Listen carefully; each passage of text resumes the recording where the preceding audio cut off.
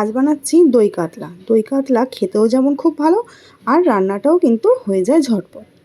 আমি প্রথমেই কাতলা মাছগুলো ধুয়ে জল ঝরিয়ে রেখেছিলাম। এবার সেইগুলোতে পরিমাণ মতন নুন আর গোলমরিচ গুঁড়ো দিয়ে আমি মাখিয়ে 10 মিনিটের মতন রেখে দেবো। এই রান্নাতে যেহেতু হলুদটা ব্যবহার হয় না, তাই আমি হলুদটা স্কিপ করে গেলাম। আমি ভালো করে এপিট ওপিট দুপিটি ভালো করে নুন আর গোলমরিচ গুঁড়োটা মাখিয়ে নিচ্ছি। মাখানো হয়ে গেলে আমি এক সাইডে রেখে দিচ্ছি। আর একটা মিক্সির জারে দুটো মিডিয়াম সাইজের পেঁয়াজ, 4 কোয়া রসুন, আদা, দুটো কাঁচা লঙ্কা দিয়ে আমি পেস্ট করে নিচ্ছি। এবারে কড়াই গরম করে তেল গরম করে নিচ্ছি, সাদা তেল দিয়ে মাছগুলো একে একে আমি দিয়ে দিলাম। সমস্ত মাছগুলো দেওয়া হয়ে গেলে এক পিঠ ভাজার জন্য অপেক্ষা করব। এক পিঠ ভাজা হয়ে গেলে আমি আরেক পিঠ দেখো উল্টে দিচ্ছি। আমি প্রত্যেকটা মাছের আরেকটা পিঠ ভালো করে ভেজে নিচ্ছি। যেহেতু হলুদ দেওয়া নেই সেহেতু কিন্তু খুব লালচে করে ভাজা হবে না, তবু ঠিক এরকম ব্রাউন কালারটা আসবে। ভাজা হয়ে গেলে আমি সমস্ত মাছগুলো তুলে নেব।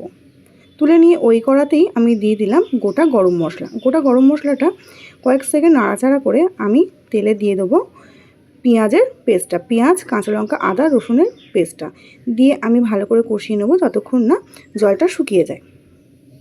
আমি ওইদিকে কাজু বাদাম, পোস্ত আর চালমগজ আমি 15 মিনিট উষ্ণ গরম জলে ভিজিয়ে রেখেছিলাম, সেটাকেও আমি জল ঝরিয়ে পেস্ট করে নিচ্ছি। সেই পেস্টও আমি দিয়ে খানিকক্ষণ ভালো করে কষিয়ে নিচ্ছি।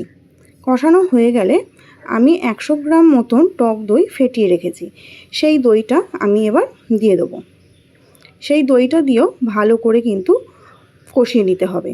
আর যখন টক দইটা দেবো তখন কিন্তু গ্যাসের ফ্লেমটা একদম লো করে রাখতে হবে, না হলে টক দইটা কেটে যেতে পারে। আমি সমস্ত মশলা কিন্তু খুব ভালো করে কষিয়ে নিচ্ছি। কষানো হয়ে গেলে আমি এতে দিয়ে দেবো পরিমাণ মতো নুন আর মিষ্টি। যেহেতু হলুদ ব্যবহার হবে না সেহেতু আমি দিলাম না। আর দুটো দিলাম গোটা কাঁচা লঙ্কা দিয়ে সমস্ত মশলা দিয়ে আমি ভালো করে মিশিয়ে নিলাম। ভালো করে কষিয়ে নিচ্ছি। এবার আমি পরিমাণ মতন জল দিয়ে দিলাম। জল দিয়ে আমি এটা ফোটার জন্য অপেক্ষা করব।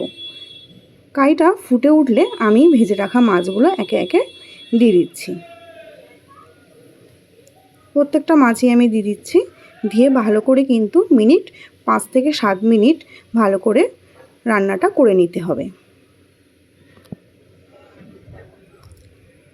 সমস্ত মাছগুলো আমি